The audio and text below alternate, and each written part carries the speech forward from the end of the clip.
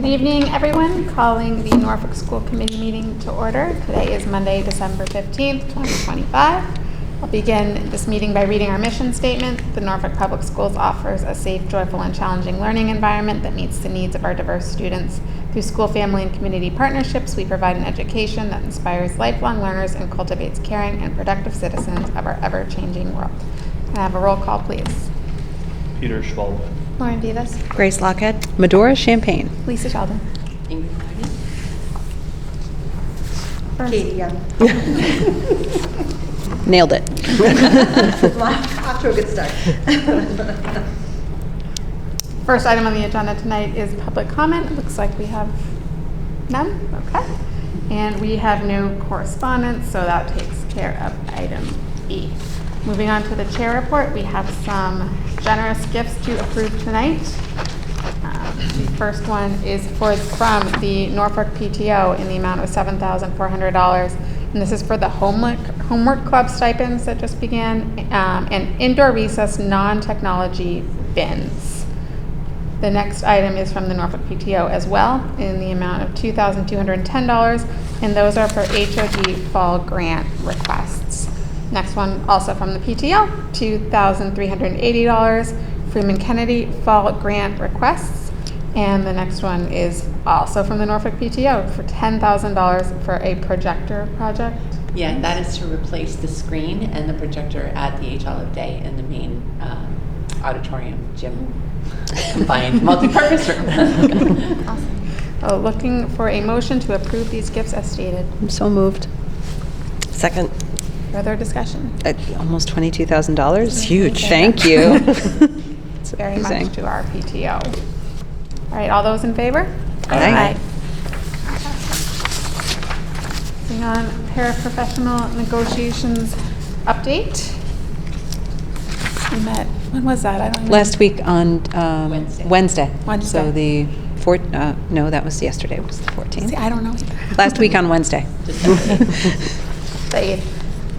I would say it's going well. We've agreed to a lot of the language. I We're think looking at that there are financials. some we refer to as tentative agreement, kind of agreements in spirit, and we're continuing to review and cost out financial negotiations, and we are scheduled to next meet in January, shortly after we come back from the winter break. So, moving along.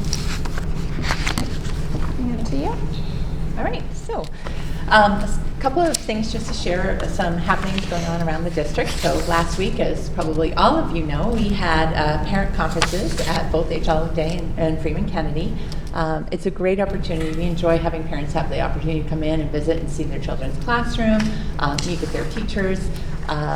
It's a chance to kind of reflect and share information about children's progress and celebrate some of the growth that they've made over the fall term. So it was great to welcome so many of our parents and families into the schools. Many also stopped by the PTO's Scholastic Book Fairs in both buildings. It's a very popular event. Also, last 2 weeks ago on December 4th, the superintendent, Dr. Rich Jolie from King Philip, and I presented at the Norfolk Citizens Academy. That was an opportunity for us to share information about the school budget process, some of the critical needs that our schools are facing, talk about how schools are funded. It was a really nice night. We had probably 20 people from the Citizens Academy group. It was held at the H Olive Day Library. We were able to share some of the special projects we funded through grants through the schools, and then answer questions from community members of that group. So it was a really nice night, great chance to engage with and some rich discussion around school finance. I think Donna was there filming for Norfolk Cable, so it's available for anybody to view, as all the Citizens Academy meetings have been. At HOD this month, HOD continues to run their Bee of the Month program, which is part of their Positive Behavior Incentive Program, recognizing students who are modeling positive behaviors in the school. They also had, we're part of the Unified Champion Schools program, which is run by it used to be Special Olympics, but it's really a program that looks at how you can make your schools welcoming and accessible to students with different abilities throughout the school year, not just at that one day. So students in some of our specialized sub-separate programs had the opportunity to partner with peers and to engage in Unified Champion Schools lessons and activities that went really well.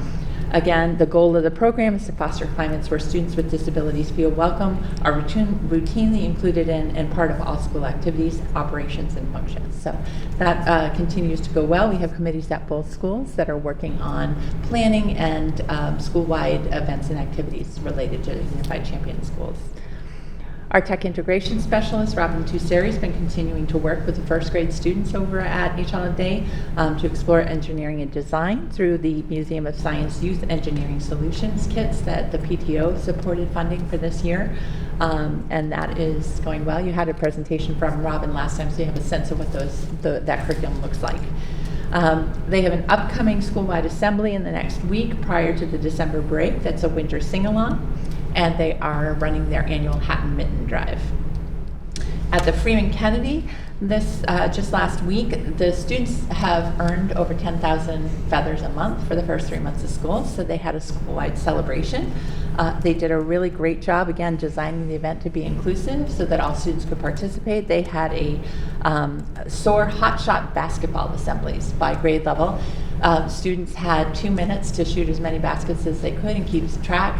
Any students that didn't want to be part of the competition or part of it's really competition against yourself, but who didn't want to could be part of the cheerleading and build signs and cheer on their peers and teachers who were part of the event. So it was a great event. The kids really liked it. At the end, the staff members engaged in a knockout basketball game, and the kids loved watching that. So it was a lot of fun for everybody. They have an upcoming chorus concert for grades 3 to 6 on December 22nd, and they also are planning a school-wide sing-along before the break. FK is engaged in the Season of Giving, which the school committee approved as one of their fundraisers, and are actively collecting gift cards to support families who might be in need over the winter season. So that's a quick look at what's happening across the district. Happy to answer any questions people might have. All right, great.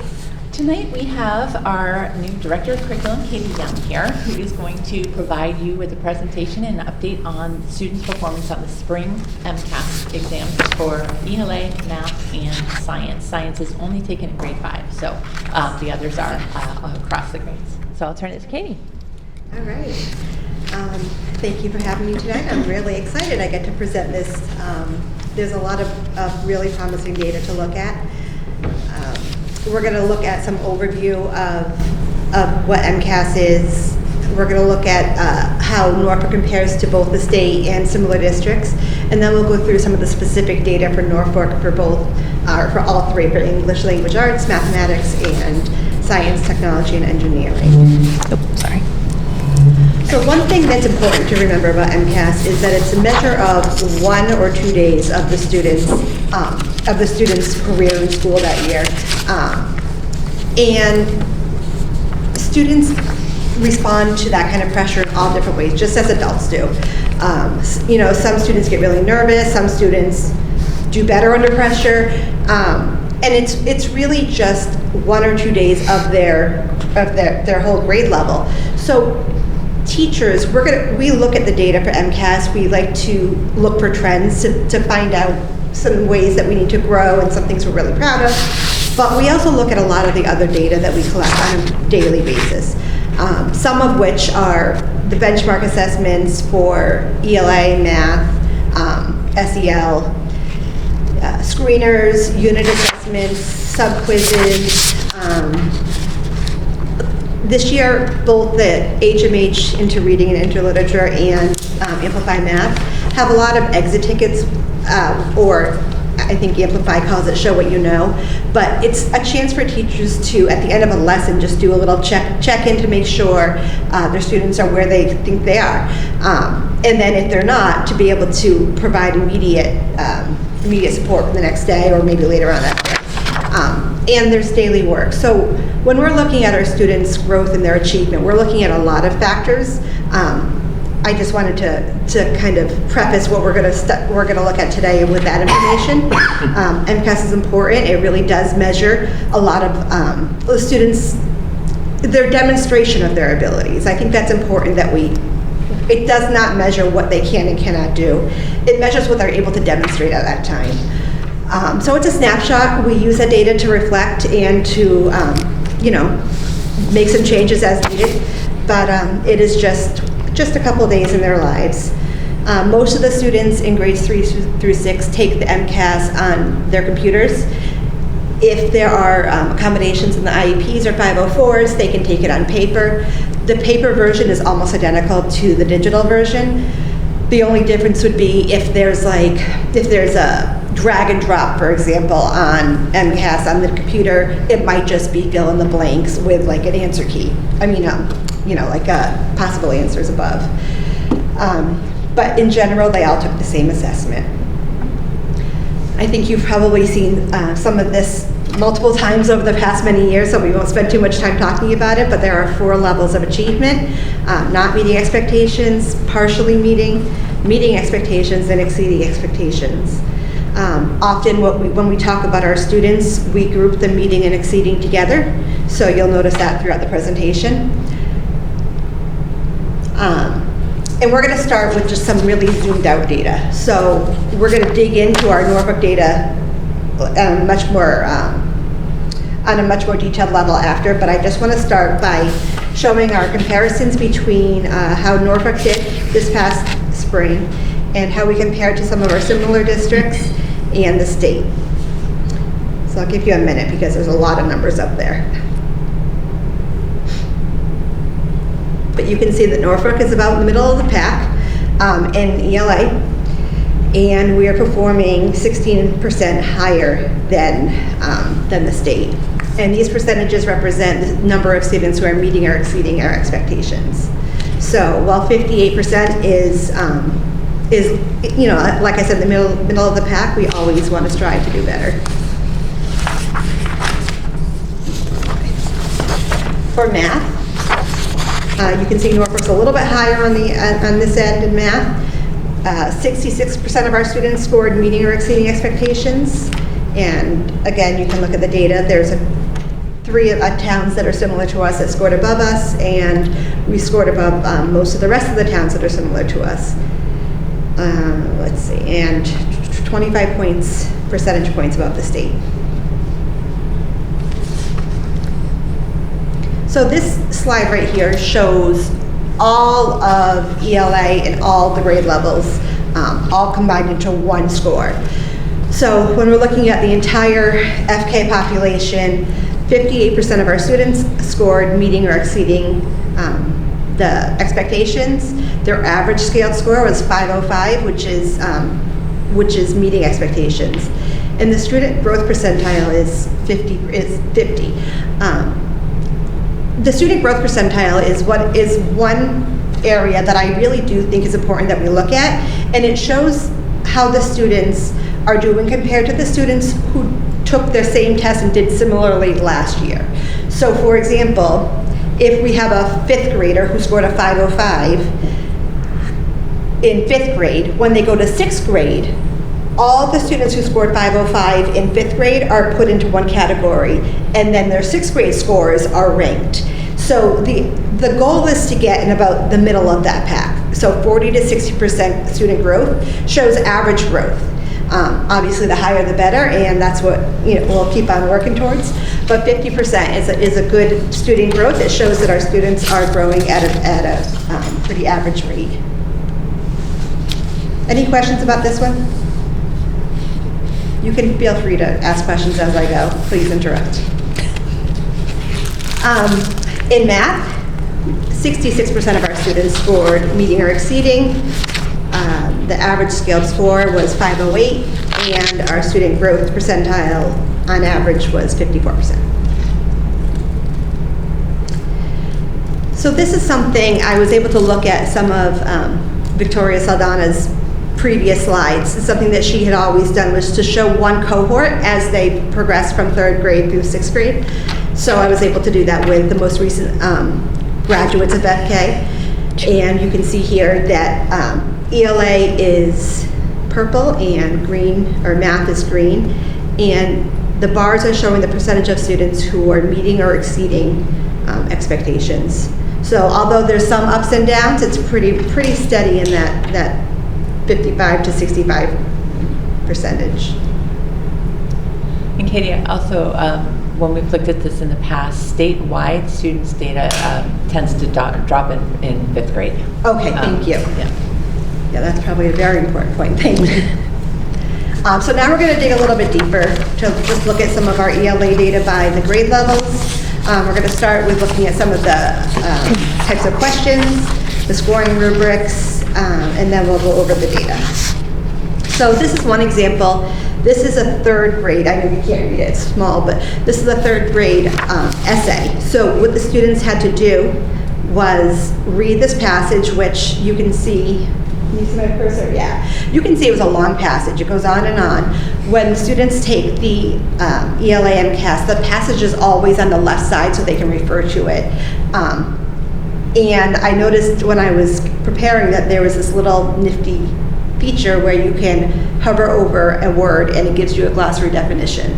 So I don't know if that's new, but that's something that I thought is important that this is why we look at the test, so that we can prepare our students to take advantage of things like this. For the essay, the students need to write about 3 paragraphs in 3rd grade. 4th through 6th, they're closer to 5 paragraphs. And there are rubrics that score both the idea development and the standard English conventions. I'm not going to go into great detail here, but I believe you all have the digital version of this too. If you click this down here, and I typed it out, you can see student examples, you can see different examples of each of the scores, and other questions that were asked. So it's a great resource just to have bookmarked if you're interested.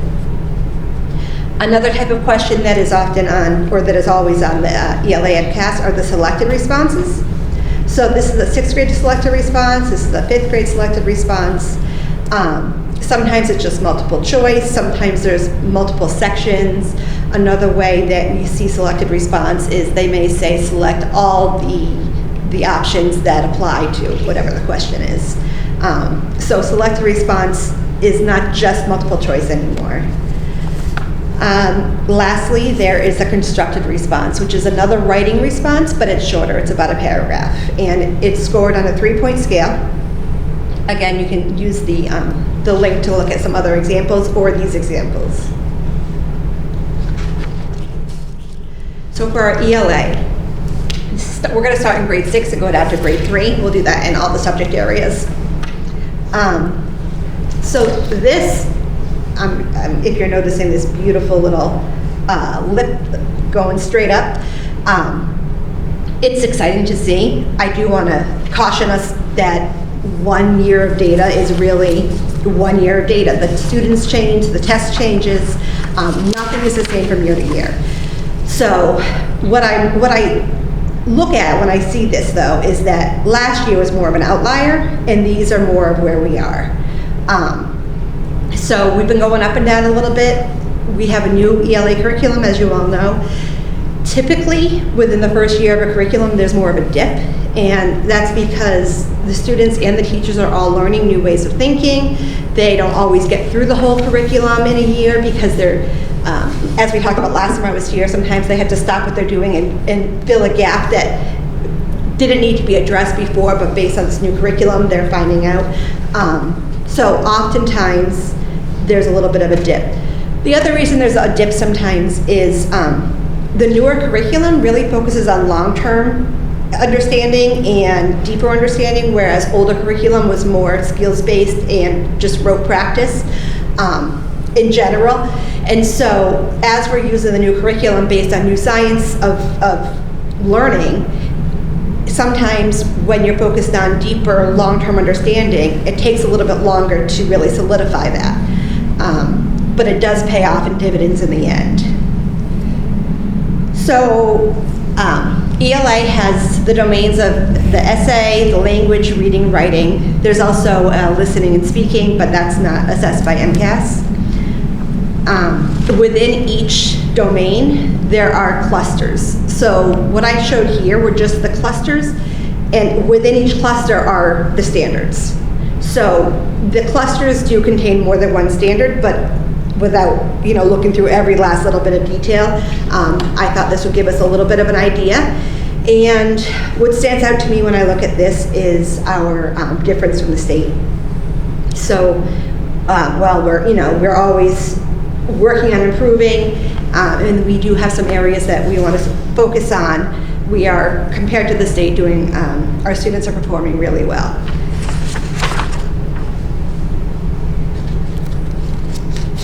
So this next slide is something that's new, I believe, to this kind of presentation, but I really wanted to talk about, I said each test every year changes, the students change, the test questions change, so it's really hard to look at one number or one test and say this is where we are at this time.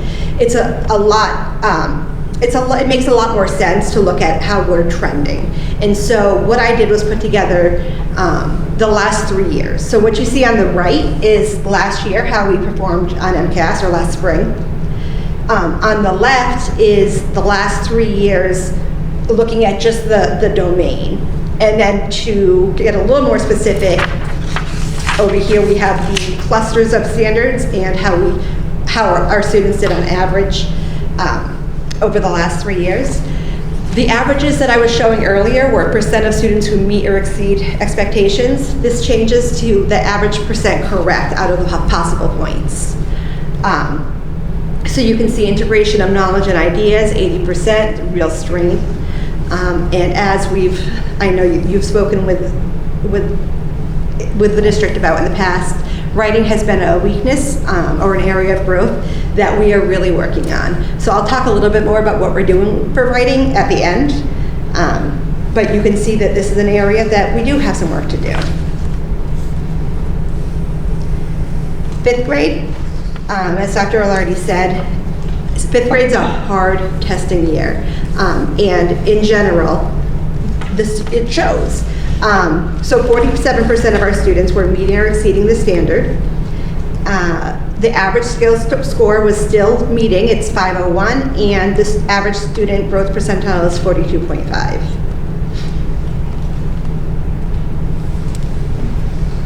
To look at the clusters again, you can see that we are well above the state in many of the standards. When it comes to our writing standards, that's where we're focusing a lot this year. I can slow down, but I feel like you guys have this, right? I don't want to go through every bit, but please, again, ask questions. Over the course of the last 3 years, our students have received about 72% of the possible points for reading, 64% for language, and 43% for writing. So writing, again, is something that we're focused on very much this year.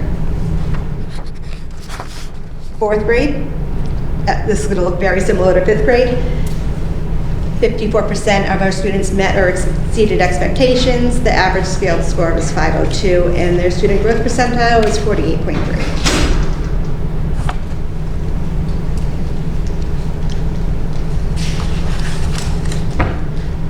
Again, if we're looking at the clusters of standards, one of the areas of strength were the key ideas and details in reading. So reading in general has been our strength across all grade levels. And again, writing is an area that we're going to work on. Conventions of standard English, which is also part of a big part of our writing, is a new focus for our teachers and students in Norfolk. There was always some grammar, but our new program focuses a lot more on grammar, and so students are building from K to first to second to third, and they are going to gradually get stronger and stronger in those conventions of standard English.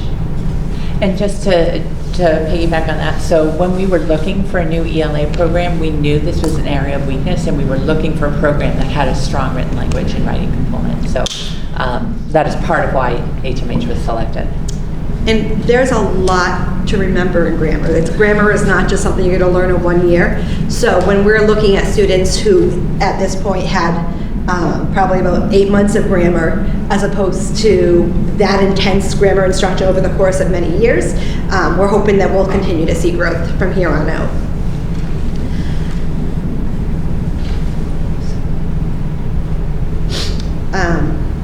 So this looks very similar to the 5th grade one as well. 72% in reading, 43% of our possible points were earned in writing and language, and then in language by itself, 64%.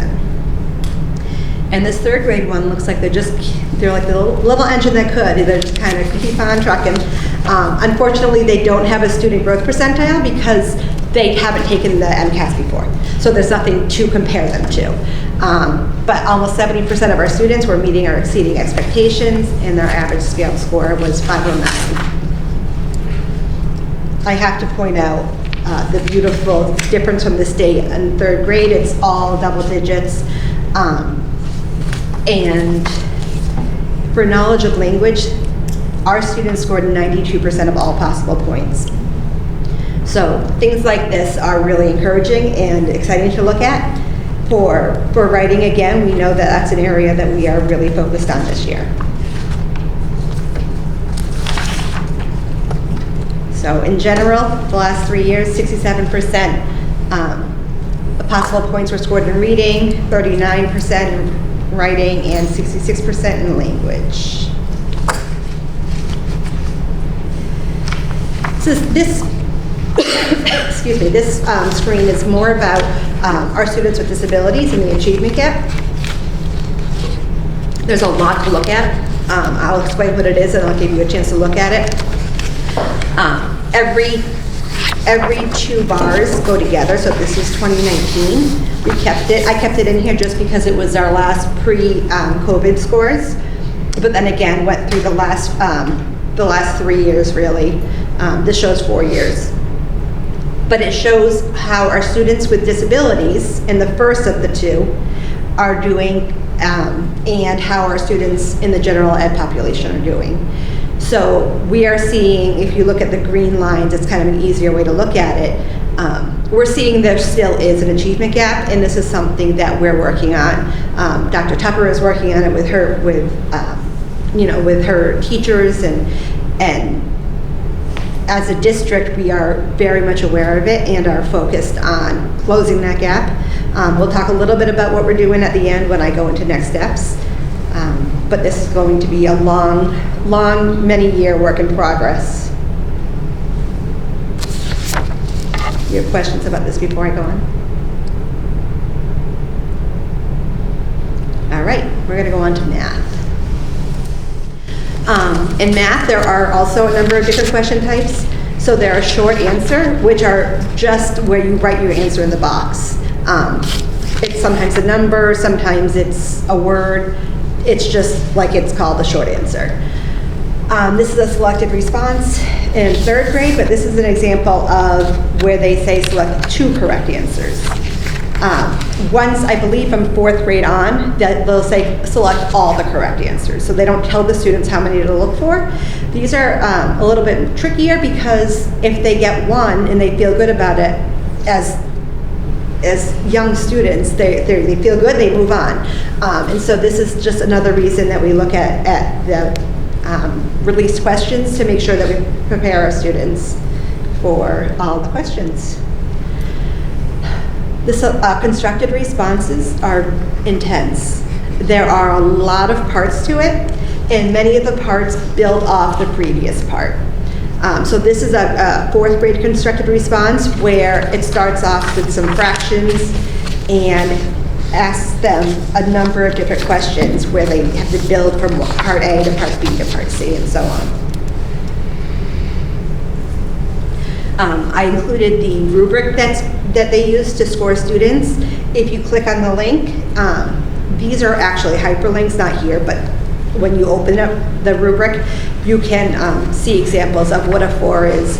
4A and 4B, as you also saw on the ELA, are just two different versions of 4, because a score of 4 can look different ways. In the ELA one, there was one student got 4 and they had 3 paragraphs, and one student got a 4, they had 1 long paragraph, but it answered all the questions, it had a clear beginning, middle, and end. And so it's good for us to know what constitutes a 4, and what we're, always to know what we're aiming for, what our goal is. So for the math data, 6th grade, 70% of our students were meeting and exceeding expectations. That's really exciting. That's a nice number to be able to share. Their average scaled score was 511 and 63.9% percentile for the student growth percentile.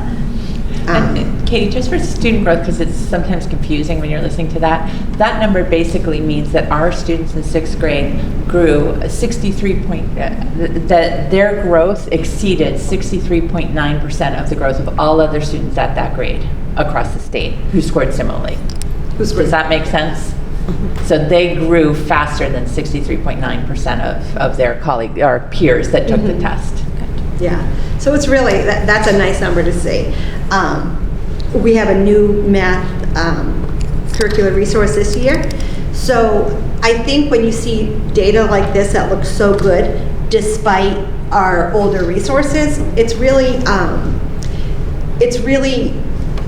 because the teachers are aware of the standards, they know the standards, and they've been filling the gaps that they've seen throughout the years themselves. So hopefully now that they have really ready and vetted resources, we'll see even more growth, but this looks really nice. So this is another one where our difference from the state really stood out to me. Our students are doing very well. Many of our clusters are in the 70s and many are in the 60s. So our students, that means that the percent of those questions they got correct. Our students are really able to apply a lot of what they learned. It's really hard to apply everything, for students that are ages 8 or 9 through 12. They're kids and they're working under pressure, and like I said, for ELA, some of them really excel with pressure, some of them get really nervous. And so when we're seeing scores like this, I think it's just important to keep in mind that these 60s and 70s and a couple that are even close to 80 are pretty good scores relative to the difficulty of the test. Over the last 3 years, you can see on the left the ratio proportional reasoning, 70% of the points were scored. The number system, 72. Expressions and equations, 62. Geometry, 58. And statistics and probability, 66%. In general, if we're looking at last year's scores, they're looking pretty good. Trying to think of which one. So our 58% in geometry was really kind of brought down by 1 year, just 2023 score. I can't go back to exactly what that was at that point, but I'm going to assume it was a harder year, and our scores are trending upwards since then. For 5th grade, again, this is the 5th grade math is a big leap. I would say 4th, 5th, and 6th grade math really are big leaps. 3rd grade is like their first foray into MCAS and showing their work and everything on MCAS. But 4th, 5th, and 6th, there are big jumps between those 3 grades. So 55% of our students met or exceeded expectations in 5th grade. Their average scaled score was 502, and the student growth percentile was 44.6. Again, 40 to 60 is about that average range. And so they really are keeping up with their peers across the state in their growth. They were already ahead if we look back. They are already very much ahead of their peers if we're looking across the state. So the higher your scores are, the harder it is to stay in the high student growth percentile, because you're then now being compared to all these other students who also scored really high, and they're also making that growth, right? So for 5th grade, some of our strengths were in the geometric measurement. Graphing points on the coordinate plane was a struggle this year. It's really hard to know exactly what it was that was hard about graphing points on a coordinate plane, for example. Sometimes we're lucky enough that they release questions that are in this standard, and in this case, we looked at the question, and it was released. And the question was asking students to determine a different point. So there was a starting point, they had to determine a different point. They were given a graph to look at, or the coordinate grid, but the coordinate grid did not go as far as the answer was going to go. So it stopped, for example, at 5, and the answer was, 6, 7. It was off. Anyone with kids appreciates. So whatever the answer was, it was off of that. So some students, one strategy is to count on the grid when you move. Another is to know the numbers and be able to add or subtract.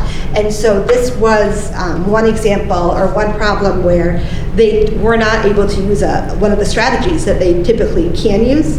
And so our students, I think, it showed that that's something that we need to work on a little bit more and give them the practice solving these kinds of problems both ways. I'll give you a minute to look at that.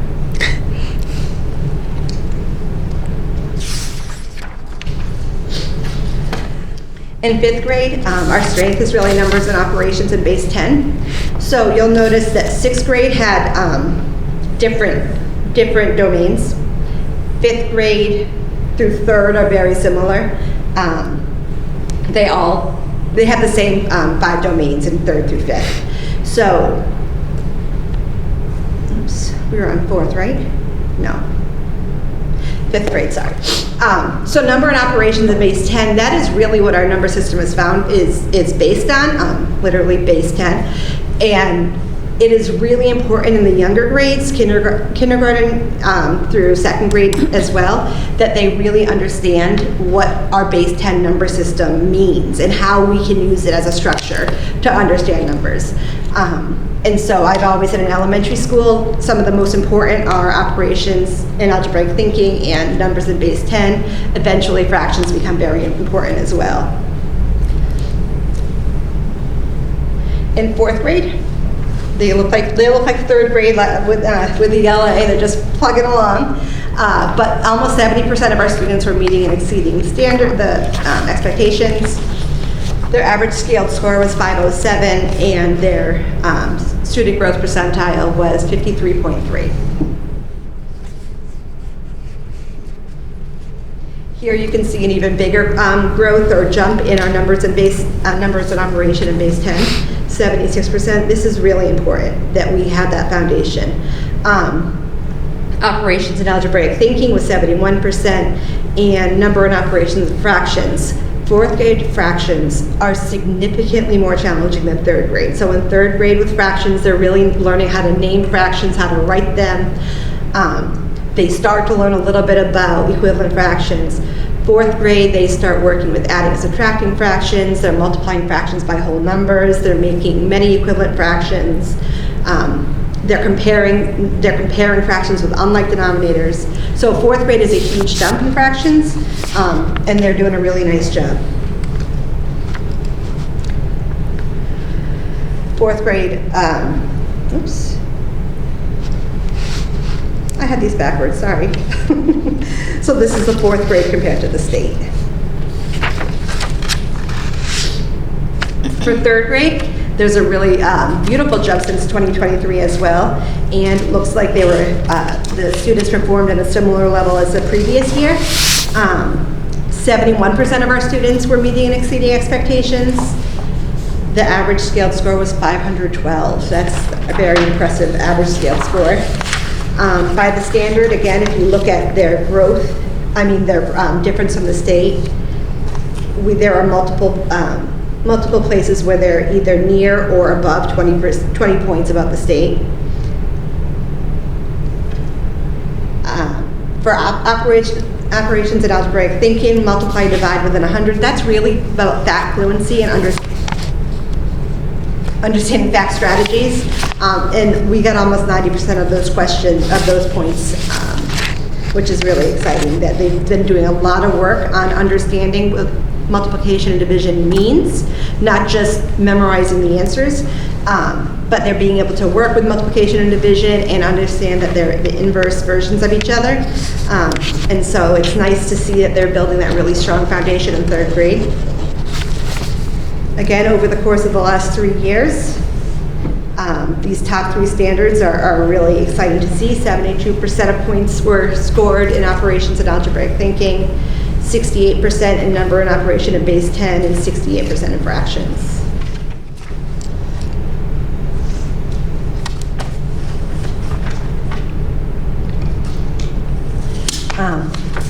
So this graph shows our achievement gaps. Again, starting with 2019 pre-COVID, and over the course of the last 4 years.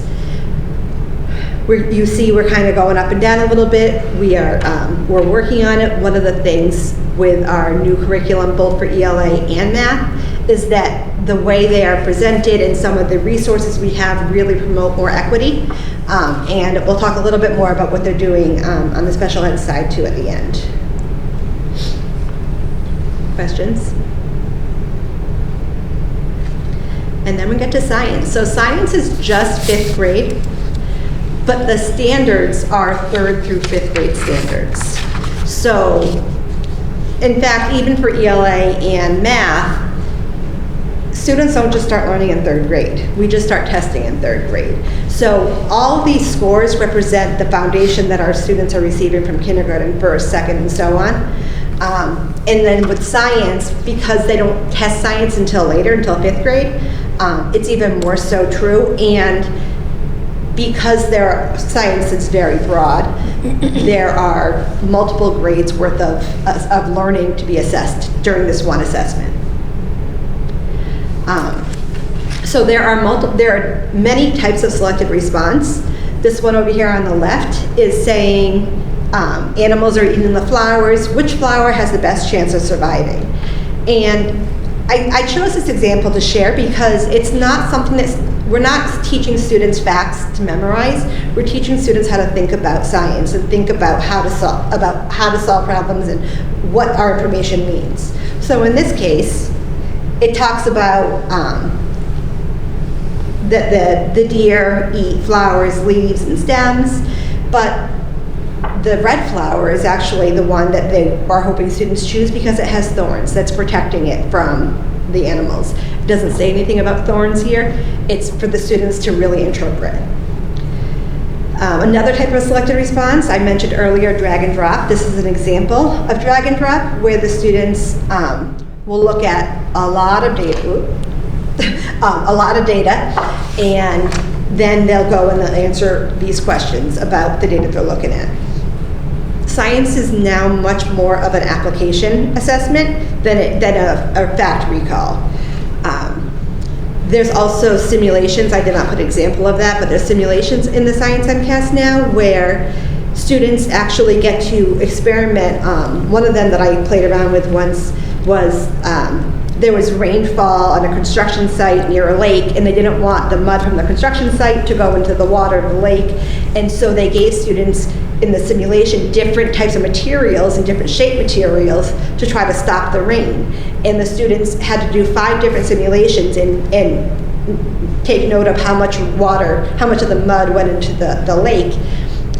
And that part, like the measurements were done for them. Their job was then to pick which kind they're going to use as the people working at this site that would actually prevent the mud from going into the water. So it's an example of how they want students to, in the moment, look at some data that they can find and make some inferences and make some decisions on the spot based on their understanding of the science practices.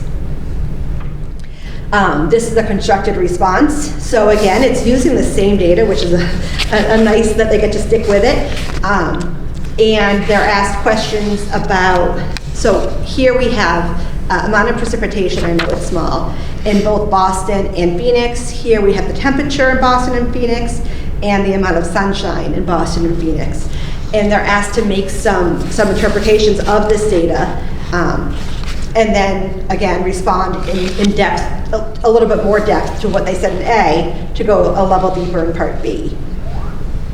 Just like ELA and math, there are rubrics with exemplars.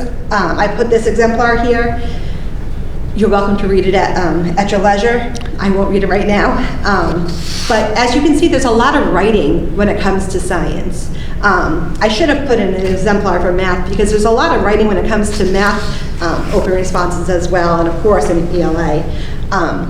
And so these assessments, while this is assessing science, technology, and engineering, it's also assessing their stamina and their ability to kind of hold on to one idea in science and write about it in detail. They do not get scored on their standards of English language, the conventions, or any of the writing details, just more of the ideas. So our students, 56% of them met or exceeded the expectation. Our average scaled score was 500, and again, because it's the first year they take science at MCAS, there is no student growth percentile.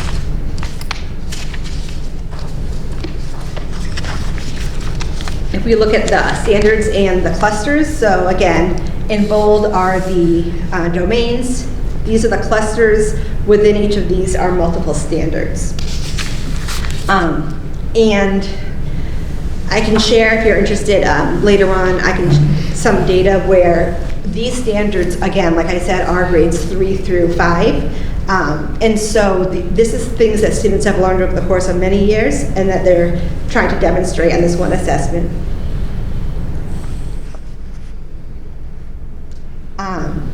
The energy and life sciences and the matter and its interactions are true areas that we want to look at, right? So just like I said at the beginning, where there's many different ways for us to assess our students' progress, this is one. Seeing scores like this for those clusters might mean something like there may be something missing from our curriculum. There may be something that we have, but we just didn't realize we were supposed to be teaching, and we need to fold it in a little bit more. In general, our scores are really, well above the state, but in those two, we're going to do a little digging and see what we can do to make sure that our students are really really understanding all the clusters and all the standards. So for our domains, again, Earth and space science, 65% of our possible points were scored. Life science is 63%, physical science 63%, and technology and engineering is 68%. Science has a similar, a little bit smaller achievement gap, as we saw in math and ELA. And I think it's because science is a little bit different, and it's nice that students with different abilities can really excel, and you can see what interests them, just like you can with students without disabilities, really. I just think science is a little bit different than math and ELA in that sense. So, like I said, a couple times, I don't think that we really can look at one grade or 1 year and make these big sweeping decisions. But over the past 3 years, I think it was clear that we have some glows and some grows. And some of our glows over the past 3 years were in reading and in our vocabulary. for ELA. For math, numbers in base 10, and then also the number system, which is 6th grade version of numbers in base 10. And also generalizing and extending place value, 73%. And earth and space science, Earth's place in the universe, and biological evolution, unity, and diversity are both mid-70s for the number of points we were able to score. For growth, area of growth, like I said throughout, writing is definitely an area of growth. In math, one area of growth is measurement and conversions. Conversions are hard, and I think as adults, we all use our cell phones often to make conversions, and so this is a challenging standard, and we'll keep on working with our students. So right now they are 59% of the points scored. And then for science, physical science energy was 54%. So those are the areas where we're a little bit below the state, and we're gonna do a little bit of digging. So for next steps, we'll continue to work on our multi-tiered system of supports. On our website, I just added it today actually. The website is not live yet, but it's almost there. And we have our Norfolk's MTSS, multi-tiered system of supports handbook. We work really hard to support our students in ways that they need in the moment. And the idea of MTSS is a general ed support system where we know that every student has different strengths and needs, and if we feel like a student needs some support in one area, we work to provide that support before it gets to be a bigger need. So along those same lines, if students are showing a need for support, they receive the support, and they're not making their progress yet, or making as much progress as we might want to see, then they are referred to the Norfolk Educational Support Team. You've heard of it as the NEST. And this is where where teachers will gather together and discuss what they've seen in the student's growth and discuss ways that they can better support the student. They'll often make a plan for really monitoring their progress closely, and then they continue on their way. So they'll keep monitoring, and then depending on the student's growth or lack of, that will determine their next steps. This next one is really our huge step for us in the last 2 years, the new research-based curricular resources.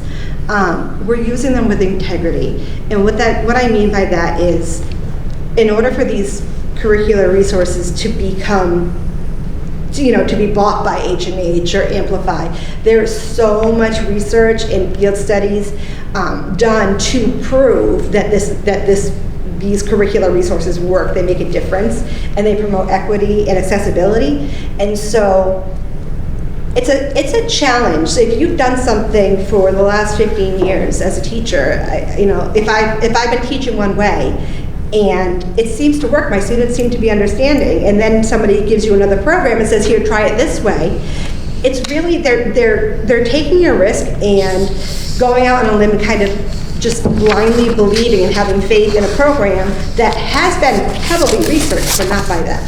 And so one of the important things that we've really been working on is, and I've been so impressed with, is how all of our teachers here are really, they've jumped in with both feet, and they are using both of the programs with such integrity. At our curriculum meetings and our daily meetings, they're spending a lot of time talking about their planning, and really making sure that they're doing best by their students, which actually goes on to the next one. Our data meetings, curriculum meetings, there's a lot of collaborative planning, there's a lot of looking at student data and making plans for the next step, what we need to do. In special ed, we're reviewing those resources to make sure that they also, some special ed programs are using the same resources, some use some different resources, and we want to make sure that every student in Norfolk, whether they're special ed or not, is using the best program for them. And it takes some time, but they are reviewing that a lot this year. For ELA, this is our second year. We have a strong focus on writing. I've alluded to that and said I would talk about it. our ELA specialists, our literacy specialists, this year have been really solely focused on writing with our teachers and our students. They're doing a lot of coaching, they're doing a lot of co-planning, a lot of really studying the data and kind of making our best guess on what we might need to do and trying it, and then seeing how it's worked and progress monitoring. We're doing a lot, I don't want to say a lot more, we're doing more on-demand writing. In elementary school, we often write over the course of many days or even weeks. And we go through all the steps of pre-writing and writing your first draft and revising and editing and second draft. But on MCAS, it's on-demand writing. And that's a different skill. So we are focused a little bit more this year on giving the students practice a few times throughout the year. Not all the time, because students need practice, they need time to learn, and they're learning through those multi-day, multi-week processes. But when we have to give them the opportunity to just apply those skills that they've learned on their own. And so that's the on-demand writing that we're really trying to practice at all grade levels, 3 through 6. For math, we have our new curriculum resource, Amplified Esmos. We are going to be focused, already I should say, some of the first units of the grade levels were already focused on measurement, geometric measurement especially. And we've had a lot of professional development. Our January 28th professional development will be with Amplify, and they're going to talk a little bit more about problem-based learning, and it's really a new way of teaching. By presenting math through a problem and not giving them the solutions, that's a challenge.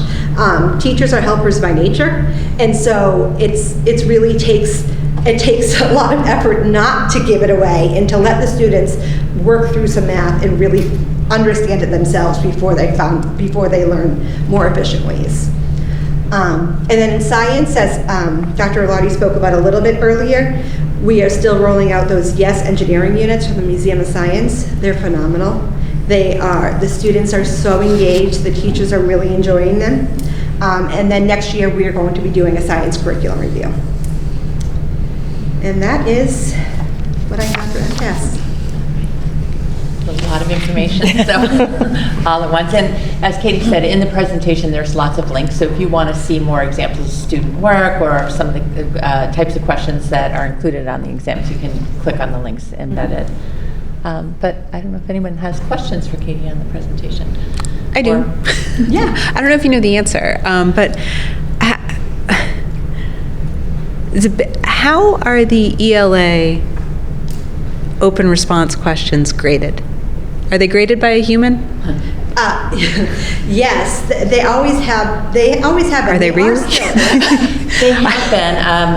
I believe this past year there were some essays that were graded through AI, and the state took them back and rescored them. Okay, I'm just, your point about the two essays both receiving a 4, but one would technically have been grammatically incorrect because it was one paragraph, 30-sentence paragraph or whatever it was. It just, right. Those feel like unequal answers. Like, I understand that if we're talking about language composition and structure as components of ELA. I agree. I was surprised when I saw one long paragraph. I was very surprised.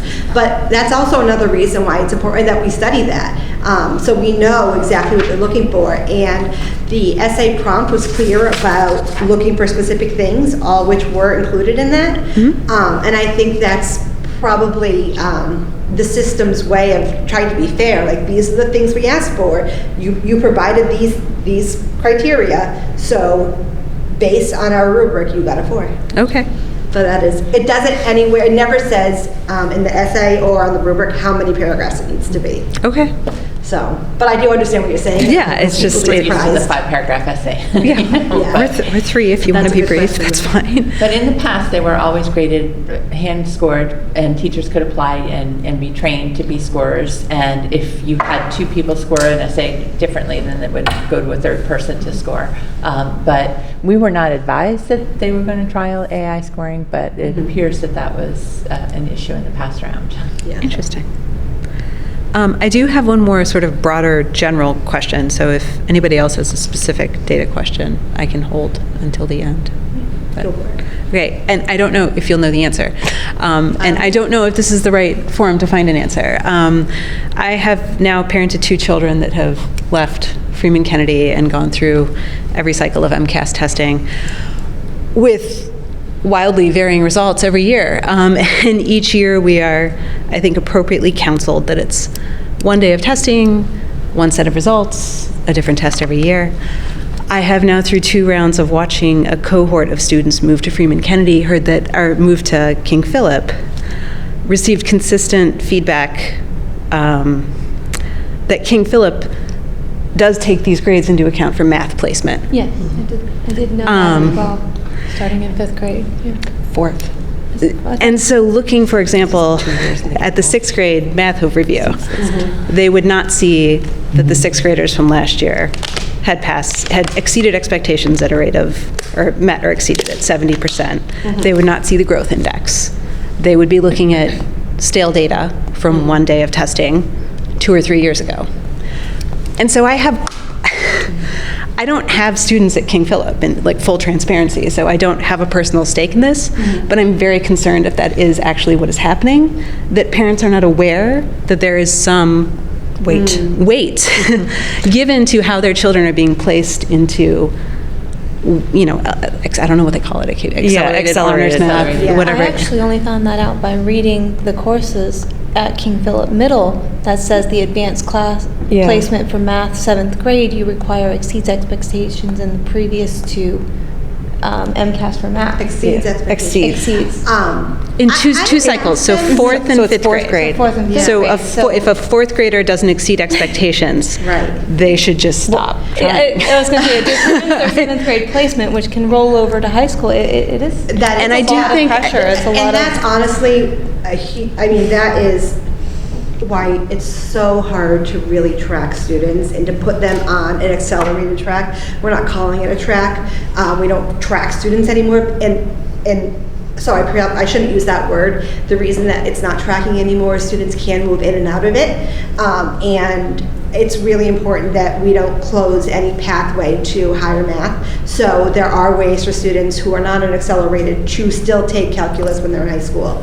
And so it's not a track, but it's a path, right? You're putting them on these paths. But Well, and it depends, you know, when are you going to take geometry? Because then that dictates whether or not you can take AP Calculus. Right. Because then, as a parent of a rising senior, I'm like, this part I know. I know what they're supposed to be taking which year. And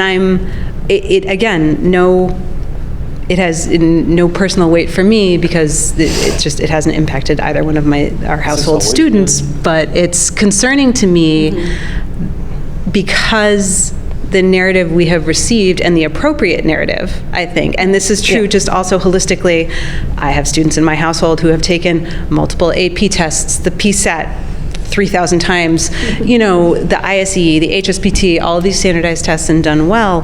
What that student did in 4th grade Right. is irrelevant. So I can answer a little bit from my experience, but my real answer is that. And I think it's a KP question. Yeah, I just, Well, I would say, I think Well, it's both questions. the evolution and how that has shifted is something that we should talk with KP about so that we can make sure that parents are getting correct information. Yeah, that's the part. So let us Yeah. get Because I've back got to that. different Yeah. information, so it might. Yeah, so let us get, we can reach out to KP and Yeah. talk a little bit. I also don't know if that's something they're looking at. So let us get some current information and come Sure. back. Yeah. And I Because do this think that's question came up important. last year, and I had asked and reached out, and I was told that they didn't need to have that score. So But we're they hearing- don't need to, but without parent intervention, they are Correct. therefore not put in the accelerated Yeah, math. And so if they a would have to parent have like doesn't teachers know, overriding and recommending you- them to get into The that. parents have to The call. teacher to- recommendation is a yeah. piece of it. Their Yep. grades are a piece of it. But they Their- didn't proactively, I just Yeah, went through without it, they didn't the parent involved proactively in- reach out to say, your student is not going to be in this accelerated math because of their last 2 MCAS. So without knowing that that is, you know, a hurdle, Yeah. a lot of friends didn't know that they needed to advocate for their Right, child. yeah. Right. And so, like, I'm sending my 4th grader off with his thing of mints that he's so excited about, being like, use your scratch paper, like, use it. Show your work. But so I think whatever the standards are for KP, as long as parents understand that they should pay attention and advocate, like, and we're not telling people it doesn't matter, because it does. So I don't know, I can't speak for KP, and I do want to find out, because I agree, if it matters, especially if it matters that much, we do need to know that. In my previous district, I was responsible for kind of revamping the how they did their accelerated math, and we included a number of things. Some of them were old MCAS scores, but out of 100 points, they were worth 5 points. Right, so we wanted to have them in our data so we could look over time, but it had very little, if any, impact on their final score. Whereas the teacher recommendation was worth like 25 or 35 points. They did another assessment that was worth more points. And so I'd like to believe that KP is also doing something where they keep MCAS kind of, as a lower percentage. However, it was a knockout this year, at least. Yeah. It was a you are not qualified. You cannot. Wow. So I think that's definitely something that we would have to have for the conversation. I do think many districts are moving in a different direction from that. So, but I don't want to speak for KP or where they are in the process. I'll talk but to them. I'll circle find out, back. and I'll get back to you. It's really hard because you don't even start to kind of think about that sort of thing until your kid goes into 6th grade, and then you're like, okay, this year matters, because then to think of it for 3 parents years just early. to know that Parents should know. What's happening. How long has this policy been in place? A long time. I looked at. So It's shifted a little bit over. I think it has. because they It has weight been teacher not a knockout. recommendation Yes, a knockout. heavily and end of All year I looked grades at was like heavily. the prerequisites and the course selection through the middle school website, and I like 2 years ago I read If it. you're going to put Well, I think cohort of students into, there have to be criteria, but it's only fair for the students, the parents to know this during their elementary school experience. So they can make appropriate decisions and guidance. And with not knowing it, that feels very non-transparent to me. Yeah, and I do think one of the things, because I've had a lot of conversations about this because I have been going through it, one of the things that may make it unique is that it's the 3 different towns, and so how do you have something across the towns? And so that is something that all 3 towns do, but I mean, maybe the 3 towns can get together and create a screener that isn't an MCAS. I mean, I can't answer for them. I will look into it, because I agree that that's important, that we understand what the data that's happening at our level is being used for at the next level. I will say, just as an anecdote, my daughter is a junior this year. She was not in accelerated math in 7th grade.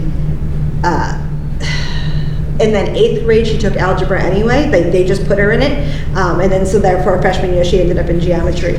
So I don't think, from my own experience, and this is just one child, that they are stuck, right? That's what I'm talking about. It's not really a track. Yeah. So in 7th grade, and this is like rabbit hole, but in our 7th grade, with a 7th grader in the advanced math, they learn all of 7th grade math and half of 8th grade math. So therefore, I wouldn't say it's impossible. Right. but but to move to the next. Absent some bridging curriculum. Yes. So 8th grade math is pre-algebra, right? And so it can also be, some of the catching up can also happen in algebra, right? With with more of a foundation. But again, I don't want to speak too much about it, because, but I will find out. It's a KP, like, I think that it is, I want us to be informed, I want this committee and this district to be informed about what the expectations are.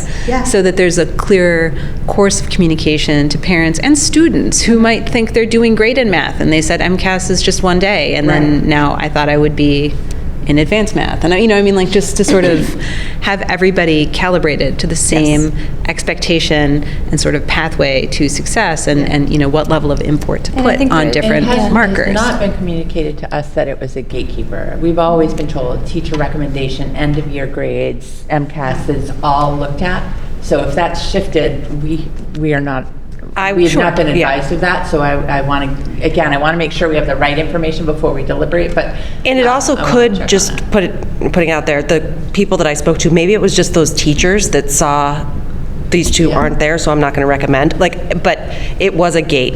Yeah, so So- we'll find out, and if has been a shift in practice, then we need to know that too, so we'll come back to you with more on that. Thanks for bringing it up. Yeah. I had a question about the ELA, or I can't get you down there, go ahead. No, you're okay, Lisa. You go first. Thanks, Pete. So I have a third grader, my youngest, and I'm getting so many worksheets home with grammar and writing conventions, which is excellent. Like so much of it, I can tell it's really a focus and it's really sticking. But what about the 5th and 6th graders now, when that wasn't a focus, or as much of a focus? They learn, sure, but where maybe those skills aren't as strong in the curriculum, is there kind of some circling back or saying, hey, they did a huge unit on this in 3rd grade, but these 5th graders need to be doing it? Like, does that happen? Exactly. And that's why we talked about how sometimes there's a dip in the first year or two of implementation, because we are circling back. We are trying to fill some gaps. So teachers are aware, and I can speak for 6th grade this year. They did a grammar assessment at, right around Halloween time, and this my son came home and said that was really hard. And later on that night, they sent an email saying, we gave an assessment. It ended up being really challenging for the students. And then, as we would hope, they're taking that information and using it as formative assessment data and reteaching, and they're going to check it again later on in the year. That's what their email said. And I think that's probably best practice to, in elementary school, there's a lot of formative assessments, less summative, and the formative assessments are meant to show the teachers where the students are and what their next steps are for teaching. One of my previous math and science curriculum director used to always say, she probably still does say, we assess to instruct, we do not instruct to assess. And by that we mean we're not trying to teach to a test. We're taking the test and seeing what else do we need to instruct? How else do we improve our instruction? And so that is definitely happening. Great. Yeah. So check in on COVID recovery. What are your thoughts around that now? How are we doing? We're making progress. We're not where we want to be yet. I can go back a little bit to it. Are you talking about all 3 subject areas? Yeah. Or ELA? Well, also in the all 3 subject areas plus the achievement gaps. Yeah. You can't even really see it. So the least impact from COVID was the very first year they took the MCAS after COVID. Yeah. Because the students had the interruption, but their lives hadn't changed. If you talk about, like, it was a year after, but they had all their previous schooling was normal. Whereas as the years went on, that impact of COVID grew. And I don't think it was just COVID either. I do think it has a lot to do with, it's my personal belief, a lot to do with technology. And during COVID, it's true in my household, unfortunately, our children were on devices a whole lot more because parents had to work. And so COVID has had other impacts on students beside just that loss of instructional time. Our students across the state and across the country are showing, are in need of some kind of urgent uplift in ELA, especially in reading and writing. And you can see, based on our scores across the state, or compared to the state, even though our scores are lower, they're still above the state average. And that just goes to show that everyone is kind of still in this boat, and we're trying to figure it out. There's also been so much more research on the science of reading. And so that, COVID aside, that alone hopefully is going to be continuing to we're going to make growth now that we're really teaching based on the science and not just on something that we thought was working. Yeah, right? in a nutshell, the science of reading is What? In a nutshell, science of reading is that that students learn to speak naturally. It's just a natural progress, and their brains can naturally learn how to understand words and speak. And through previous philosophies of reading, when we talk about balanced literacy, it was a lot of really teaching children to learn to love reading, to practice reading. But what it was missing was a lot of the explicit instruction. And so the newer science behind teaching reading, not as a coined term, science of reading, but the science behind it is that our human brains don't learn to read and write naturally. So you can be exposed to all the literature in the world, and your brain is not necessarily, brains are all different, not necessarily going to learn to read and write. There needs to be explicit instruction, and that includes, in this case, some of the weaknesses that we saw that we're now really focused on are phonics and grammar. Phonics and grammar, yep, okay, that makes sense. Yeah. I would say, just from a global perspective, when you look at our scores over time, you are seeing that, as Katie said, during the years immediately following, it wasn't the first year after COVID, but the second year, you saw a dip in student scores, both in math and ELA, and I think you are seeing the upswing in the recovery. So if you look at where we were in 2019, overall in English language arts, 67% of our students were meeting and exceeding. Yeah. You see it dip down in 22 and 23 to 55 and 54, and then 54. Now we're back to 58, so we are on that upswing, and we've shifted the curriculum. We're not back where we were pre-COVID, but we are starting to see that recovery. In math, the recovery is a little more pronounced. We're about 3 percentage points away from where we were pre-COVID, and that's sort of showing a steady gain. I think in terms of the achievement gap, if you look more deeply at that data, definitely during the periods of time where we were during remote schooling and during COVID, and as Katie said, there were many other factors that impacted students during that period of time, but the achievement gap grew during those years immediately following for our students with disabilities in ELA and math, and you see the gaps are narrowing, and they're closer to where we were back in 2019 in both content areas now. However, there's still a gap that persists. There was a gap that existed pre-COVID that continues to exist. I would say it's not as exaggerated a gap as it was during those immediate years, and we are making progress in closing those gaps, but adopting a core literacy program that really emphasizes some of the explicit instruction, phonics, phonemic awareness, vocabulary comprehension, those core elements that are necessary.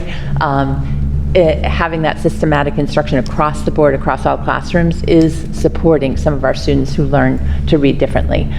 So we're implementing new curriculum through the data meetings and the teacher support team meetings, the NEST team and MTSS, we're differentiating that instruction, and I think we are seeing the results.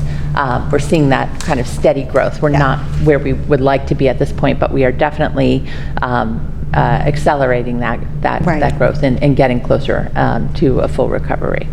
Yeah, and I think it's important that, like I said earlier, at a faster rate than I would say than many of our comparison communities too, which is nice to see. We're 3 from the top of our comparison communities in math, and we are above the midway mark in ELA.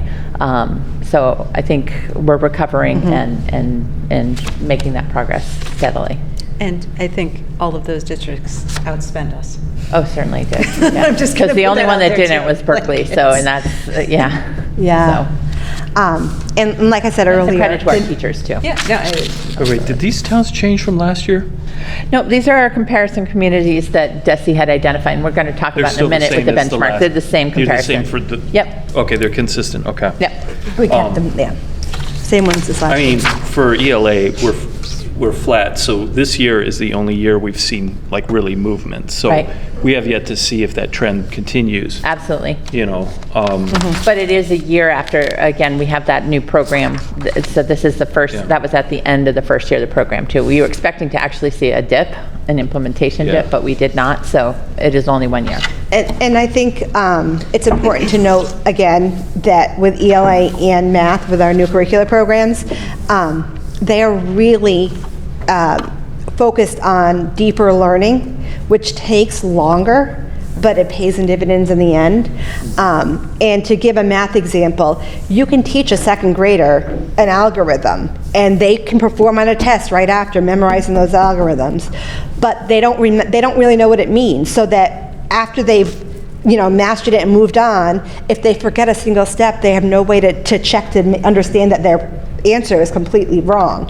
Whereas if you really explain using place value strategies, that was the base 10 numbers and operation standards, if you really explain and they work on it explicitly without an algorithm in second grade and without an algorithm in third grade, it's not a standard until fourth grade, so it takes longer, but it makes sense, and they're never going to not know what their answer means because they've learned all the steps beforehand. But that takes 3 years as opposed to 1 year, and so that kind of thing, it's slow and steady progress that we're really looking for. Other questions? Great. Katie, we'll probably include this presentation too on the curriculum webpage if parents have interest Absolutely. for further information. Because again, there's lots of links that we didn't go through, but there's a lot more information there. Great. Thank you. Thanks, Katie. Next on the agenda is a baseline and benchmark discussion. So there's a memo in your packet that kind of explains the goals around the baseline benchmark report, but every year, usually either January or February, I put together the baseline and benchmark report for the school committee. It is not a required state report. It's actually not something that I know many other districts that do, but it is something that we started over 10 years ago, and for two purposes. One, because the school committee has responsibility for oversight of the district and for evaluating our progress through schools, as well as looking at overall educational quality. I feel other than the MCAS data, there's not a lot of information committees have to base their decision-making and judgments on. So I put together the baseline and benchmark report to try to give a broader sense of how our district is doing. When we first created it, we had a lot of conversations with the school committee, as well as our administrative team, to try to identify what do we see as metrics that help you gauge educational quality. So class size was something that was important to people, school climate and culture, discipline rates, achievement tests, not just the MCAS, but all of our district benchmarks and assessments. Those were all things that the committee and the administration felt were really measures of the success of a school district. So we put together this report annually to give the committee information on how we're trending on all of those different dimensions. We have always used, the Department of Education has a tool called DART, which is District Analysis and Review Tool. And in DART, it will identify the comparison communities that are most like Norfolk demographically, financially, in terms of educator data, in terms of test performance. And those are the districts that you see we compare to in our district baseline and benchmark report. That has been recently updated. So DESE now has some different districts that they include in our comparison group, and that would be Amherst, Brewster, and Kingston. And they have removed some of the prior comparison districts from our comparison group. So Southborough, Berkeley, Concord, Lincoln, and Sudbury are no longer in our comparison group. So that said, sorry, just to interject, they were part of our comparison group this year because we wanted to make sure that from year to year you were able to see the same groups. Right. But I think that's what Dr. Ilardi was going to talk about. So we didn't change the groups. DESE has updated their DART data. So one question that I have for the committee is, do we want to update our comparison groups and include the new comp districts that DESE is now saying are most like our community in terms of per pupil spending, financial education data, or and do we want to remove some of the others that are no longer? So you can see Lincoln and Sudbury spend double what we spend per pupil. They're not as closely, they're not comparison districts from a financial perspective. So that is why some of them have been removed. Do we want to make changes to the groups that we compare against for the purposes of the baseline benchmark report? And then a few school committee members asked, is there additional data that you think would be helpful to include in this report, or data that you don't think is helpful? So I thought we could have a conversation tonight. Again, the purpose of the report for me is a report to provide you with information on how our schools are performing, but I also think we always publish it. It's available on our website. In general, in most towns and communities, the school budget is the largest piece of the pie in any operating budget. And I think it's really important for the town also be able to have access to data that helps them evaluate the return on investment in education. So the report, as I designed it, has those two goals: community transparency around our district performance, as well as usefulness to the committee in overseeing the performance of the district. So 2 questions, one around the comparison districts. If we change now, it will change some of your trend data. You'll still have many of the communities that remain within there, but it would introduce some new communities. There's certainly, again, the communities in DART are identified as most like Norfolk. Some community you may be interested in comparing to a community that's a high-performing community, just to see how we're trending. So how we define the comparison communities, and again, if there's other data that you would like to see included in this, were the 2 things I was hoping we'd talk about tonight. Was the change purely on per pupil spending? Not just, no, they look at, there's 4 or 5 different things. Academic achievement, so overall performance of students, student attendance,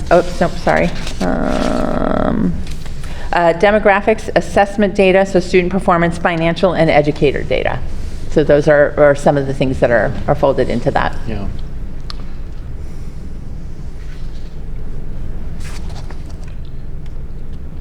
Yeah, because it's interesting, because like the point earlier about all of the districts that perform better than us on MCAS outspend us, but in some cases, like Lincoln, it outspends us by a whopping amount. Yeah. We're way outperforming them. Yeah. Similarly with Berkeley, I believe.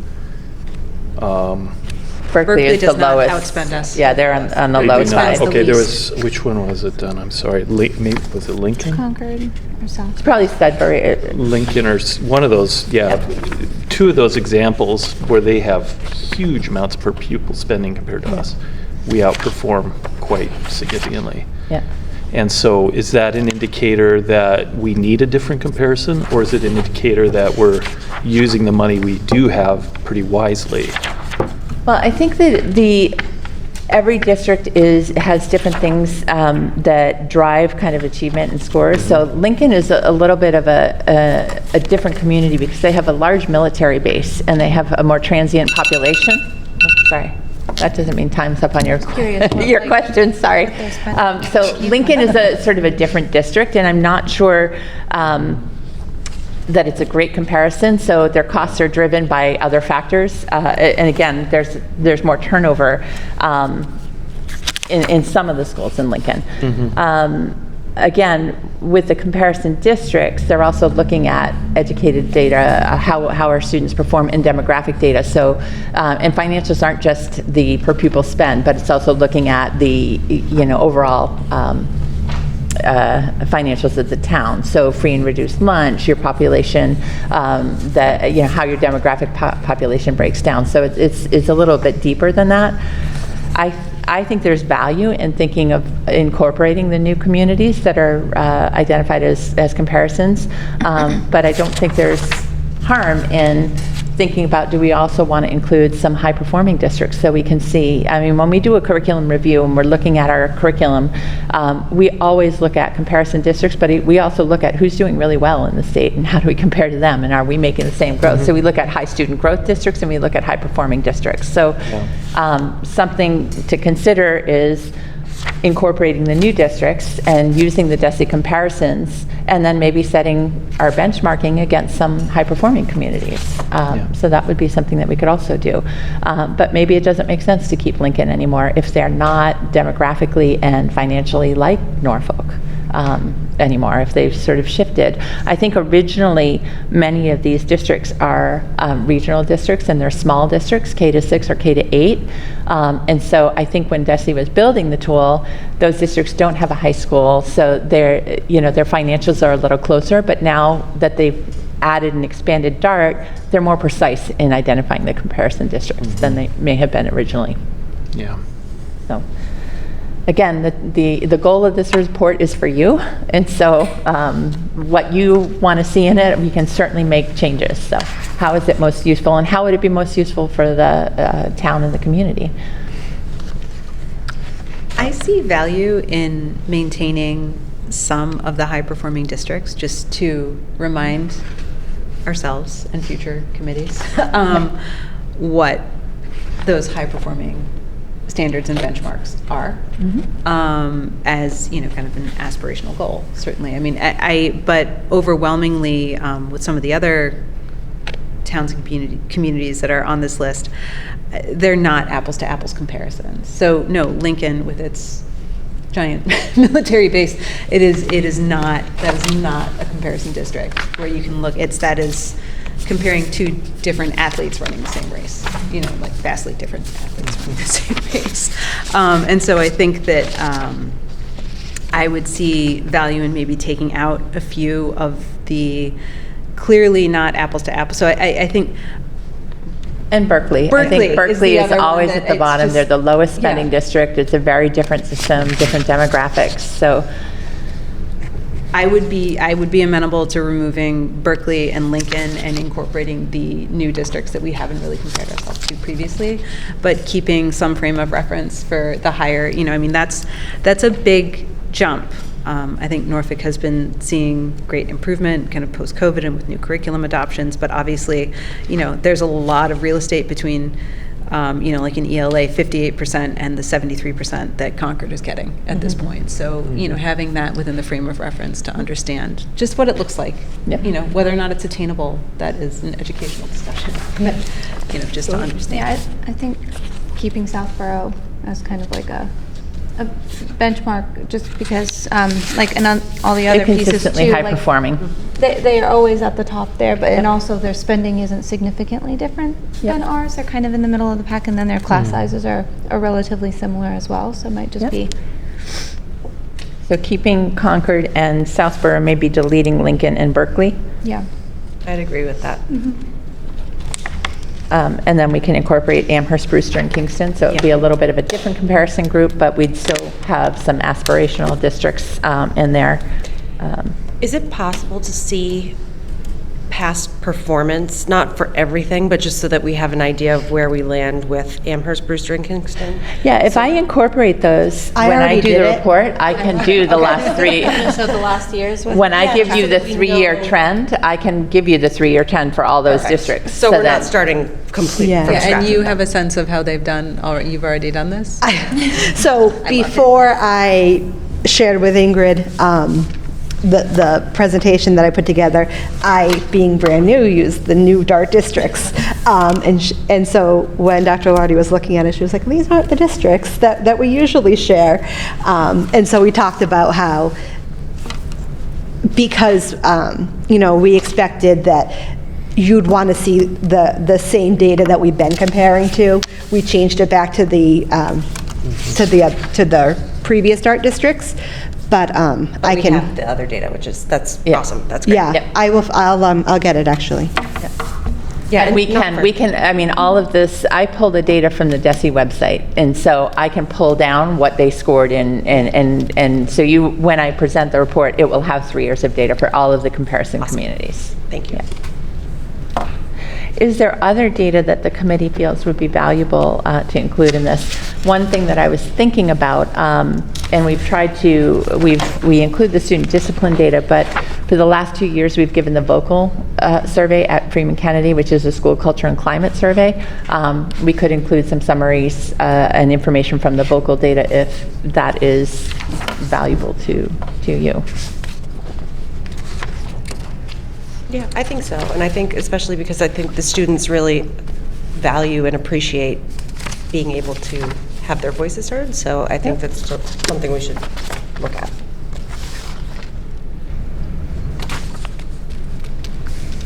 I agree. Is there anything, I know we do so much with data, and a lot of this is focused on MCAS. Like, is there any, not the Acadians or any of the... Yeah, it's in here. Oh, it so is in we here? I was include going... the MCAS data, and then we give you the end-of-year reading benchmark, which is a local benchmark, the end-of-year Acadians data, and the end-of-year math. So those are like the assessments we give all of our students. We only give end-of-year data, which is closer in time to the MCAS. We don't include the mid-year benchmark. We could if you wanted, but that might be data overload. Yeah, no, sorry, I was looking quick. No, that's okay. So, and we've started to include, we used to give the math back fluency data. We aren't giving that assessment anymore, but all of the local benchmarks are included. So Acadians reading K-6 is in here. The BAS reading assessment is in here, and then the end-of-year math benchmarks. Awesome.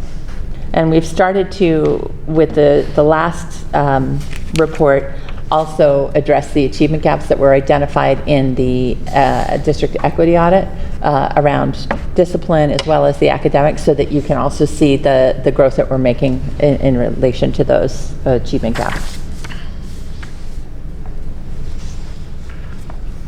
And I think, there's a ton of information in this, so we can also revisit this and give you some time to think about if there's other data that you think, in your role of looking at the district, it would be helpful to know. I'm open to including whatever you think is useful.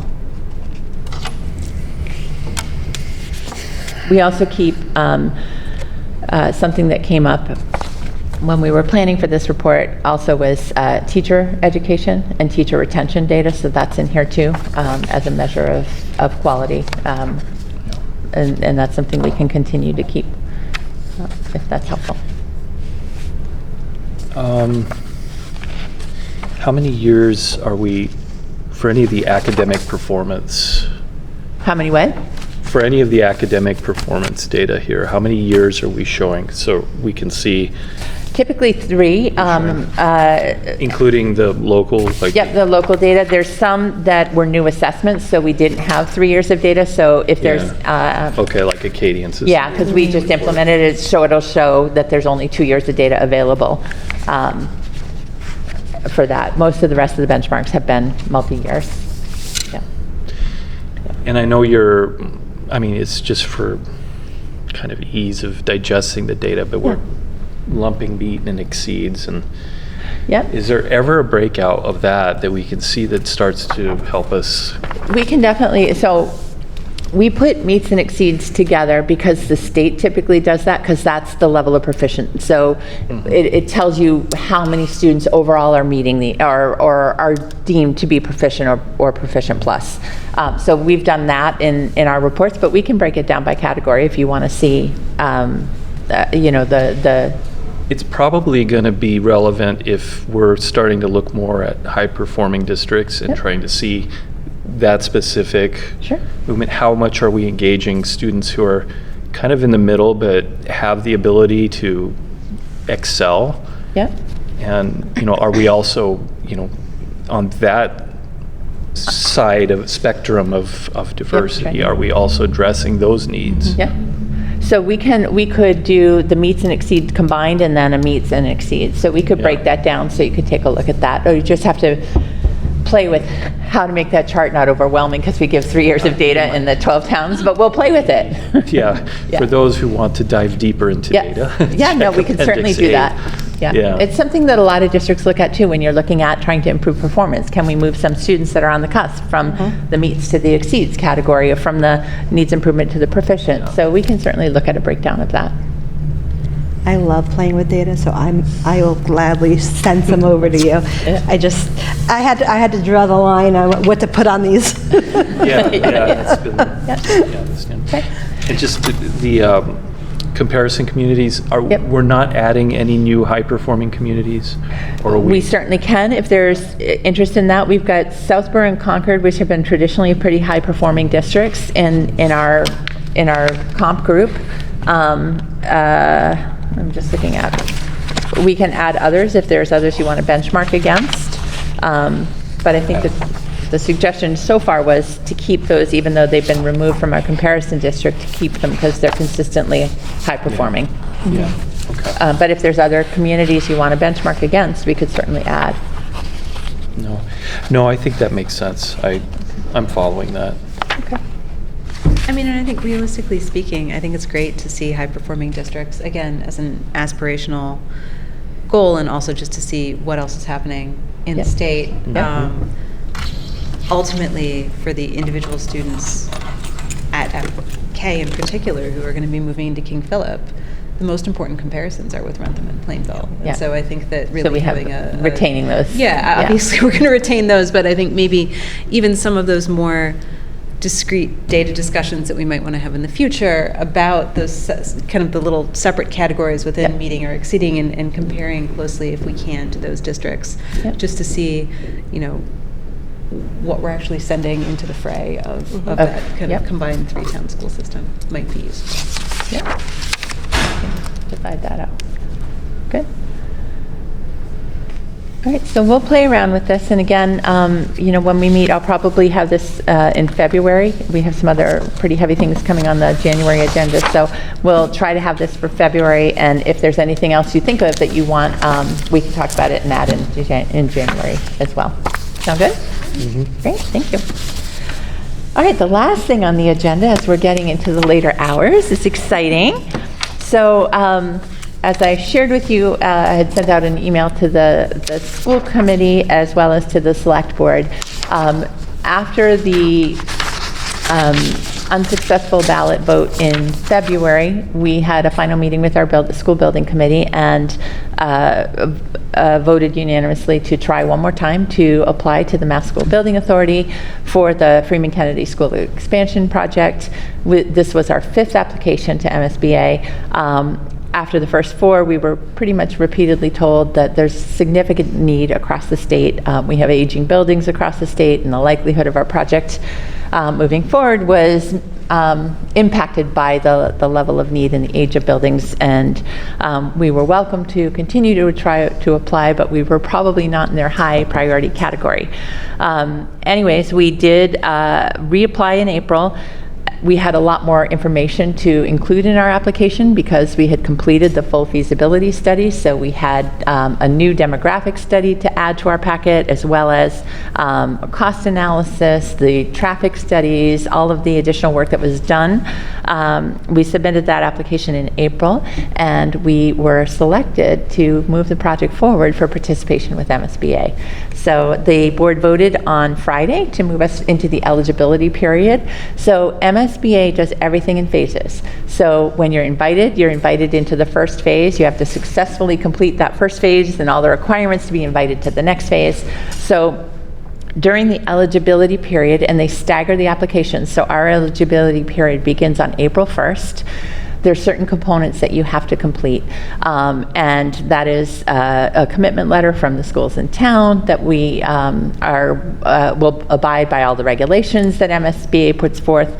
Also, a component of the first phase is that the town would have to vote to appropriate funding for a feasibility study. You have up to 270 days to secure that funding and all the other required components. Another component that's required is that you form a new school building committee. They have required membership to that, so there's things that we'll need to complete in this first phase. After that, we have up until December to get all those components together. Then if the town does vote to appropriate funding for the feasibility, then we would need to be invited into the next phase of building with MSBA, which is feasibility and schematic design. And then you move into the construction phase and then close out. So there's multiple phases. We knew that if we build with MSBA, they do cost share the funding. It's a reimbursement program. The Each Olive Day roof and the Freeman Kennedy were reimbursed at about 50%. So the state contributes a significant amount of the cost, which brings the cost to the taxpayer down.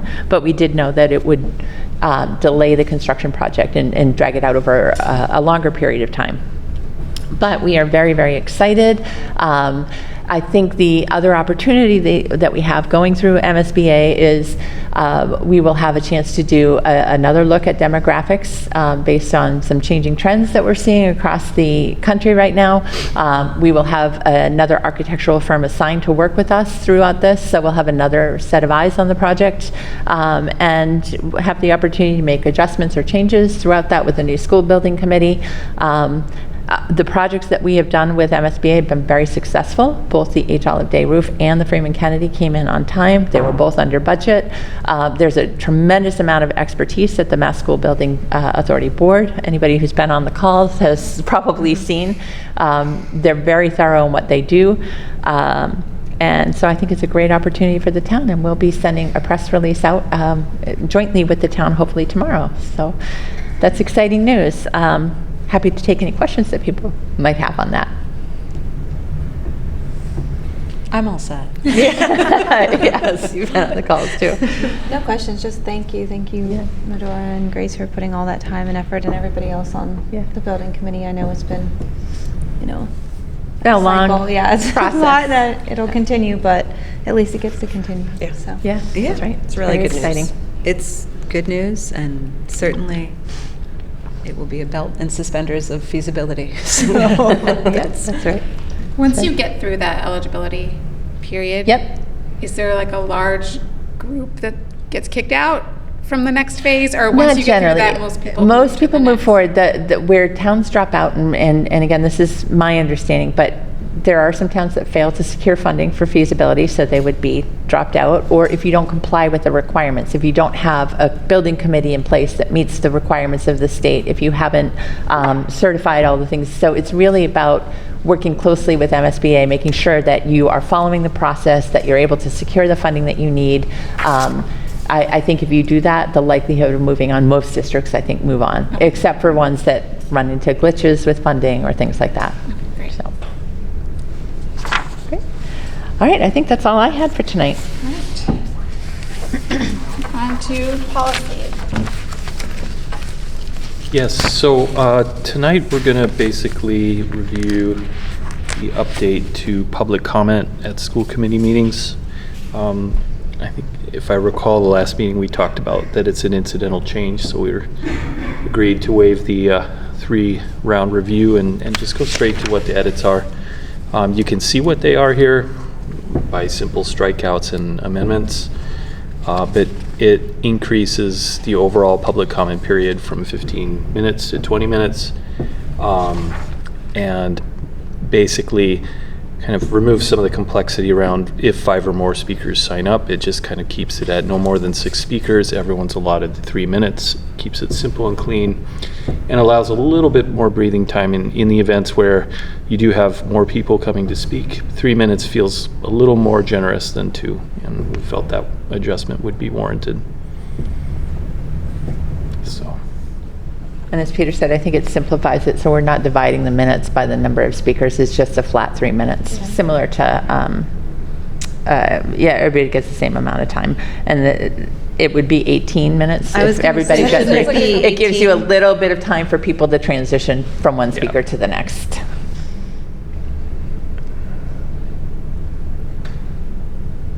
I'm just curious, have we received complaints that what we had previously was not meeting the needs of the community?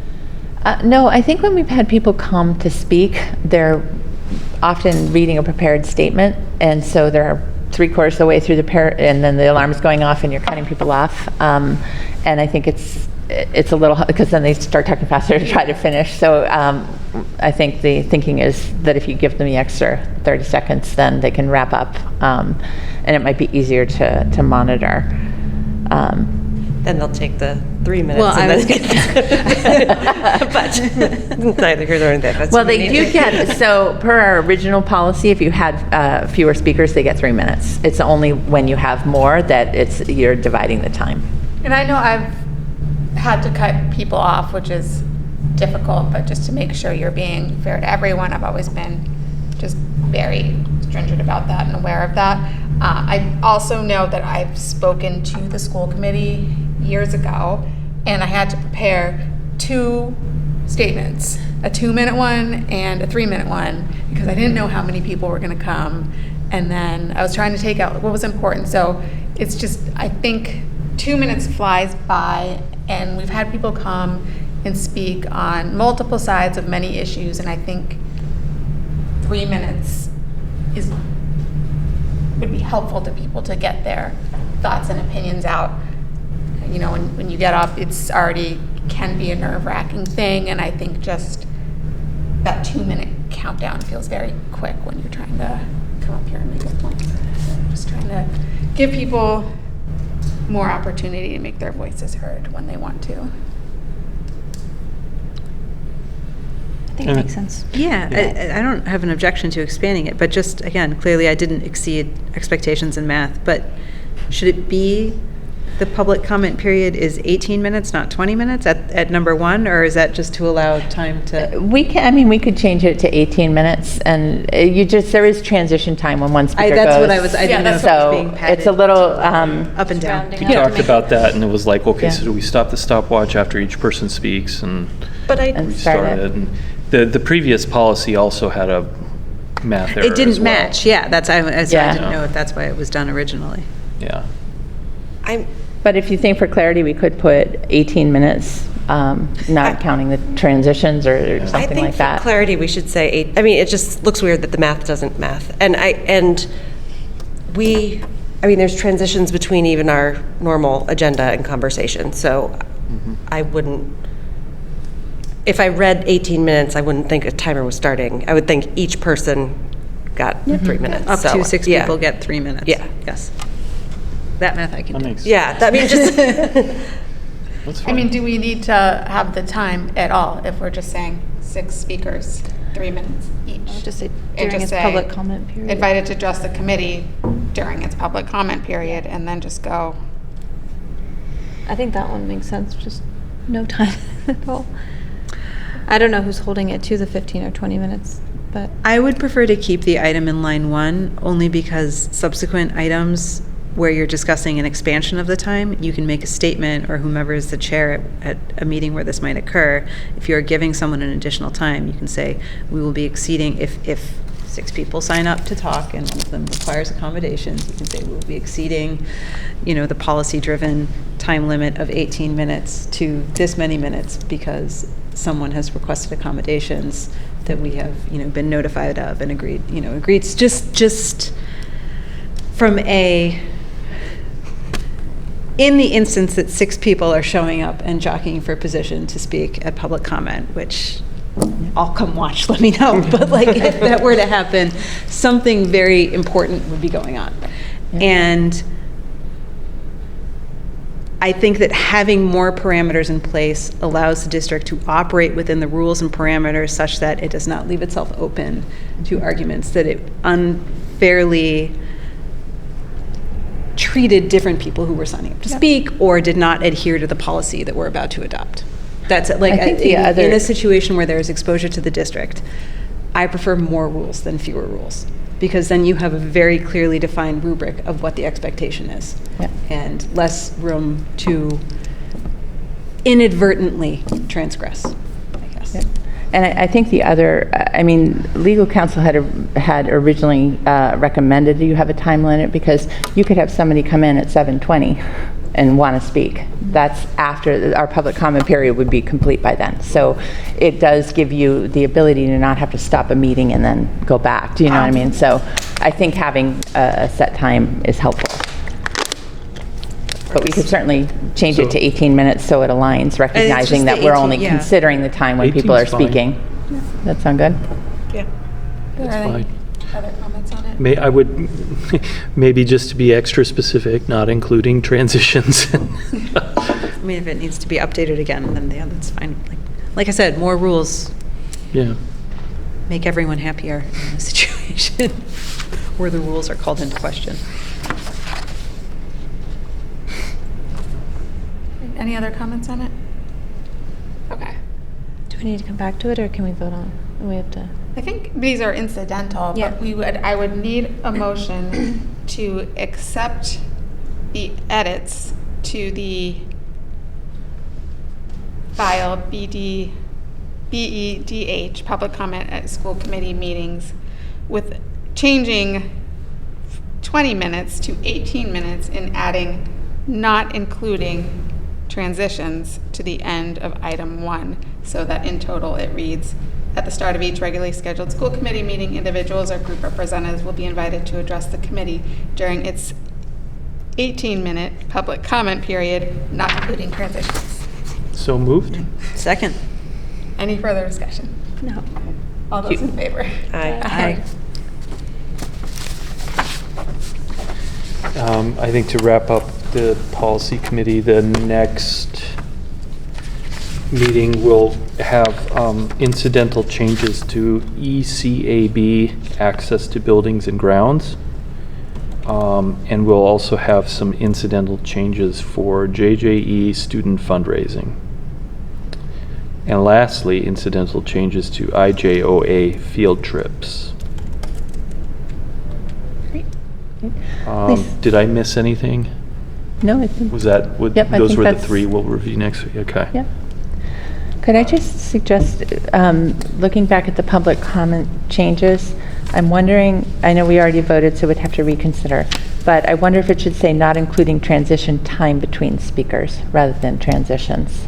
Move Just to to be more reconsider. explicit, just not including transition time Yeah, between that's even speakers. Is that better. okay? So you'd need a new motion and a new vote. I just think otherwise people might not know what we mean by transitions. Okay, so I need a motion to, I move to accept the proposed changes to BEDH with a friendly amendment to subsection 1, such that it reads, at the start of each regularly scheduled school committee meeting, individuals or group representatives will be invited to address the committee during its 18-minute public comment period, not to include transition time between speakers. So moved. Second. Oh, did you? She moved, second. Moving on. further discussion? No. All those in favor? Aye. All right,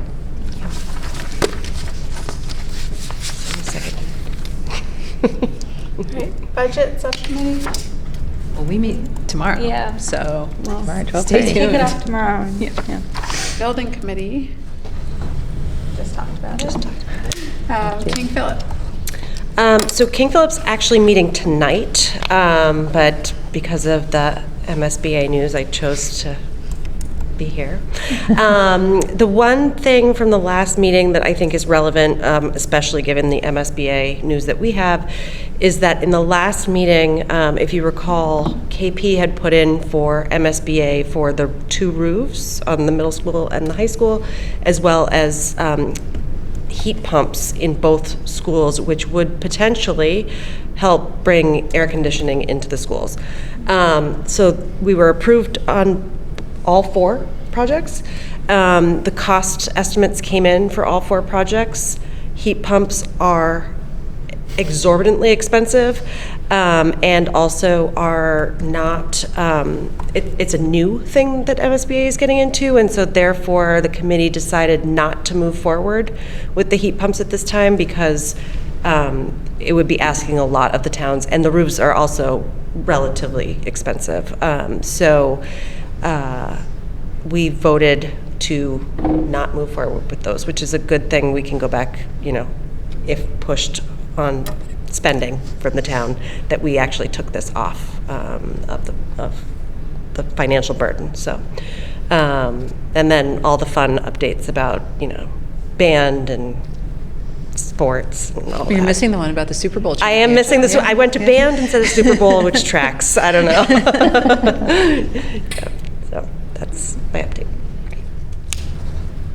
CPAC, I spoke with Mike and Kayla. They had their holiday social last week, and they have a few remaining spots for readers in the iCare reading program that is going to take off soon.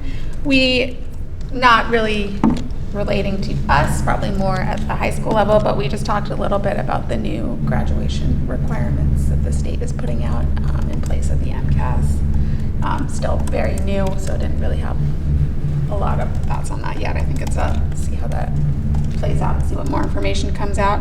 And then just a reminder that they are holding a Rethinking Social Development in a Post-Pandemic World workshop on February 24th here at Freeman at 7 p.m. PTO, or were you done? Yep. Okay. PTO, I did hear from the PTO, and they reiterated the very generous gifts that we received earlier, as you will recall, totaling, what, $22,000 worth of amazing gifts from the PTO, so we certainly appreciate them for that. They had a successful, sorry, my computer died, so I'm reading off my phone, which is small. And successful book fairs at both schools, and they had warm drinks and treats for the teachers teachers and staff, I think, during conferences last week. Next big event is Family Heritage Night, which will be coming up on January 23rd. So they encourage everyone to attend. Great. Any other partner updates? Norfolk Community League just had their Grinch breakfast, their annual Grinch breakfast, which is always a town favorite, especially if you have little kids. So that kind of just wraps up their holiday events. There'll be more in the new year.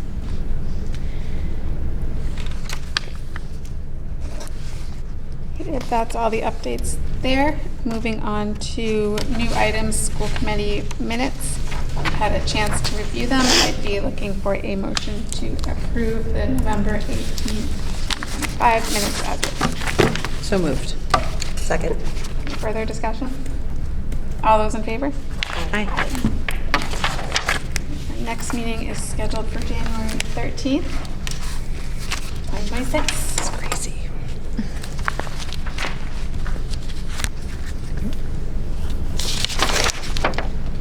Awesome. Yep, sounds good. All right, just schedule. January 13. Yes. All right, does anyone have anything else? Okay, looking for a motion to adjourn. Move to adjourn. Second. Got one. You got it. All those in favor? Aye. Meeting adjourned.